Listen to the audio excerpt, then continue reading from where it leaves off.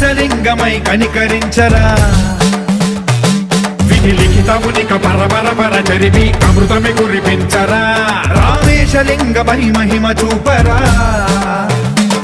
పలు శుభములగని అభయముని లిఖితము సతతము అందించరా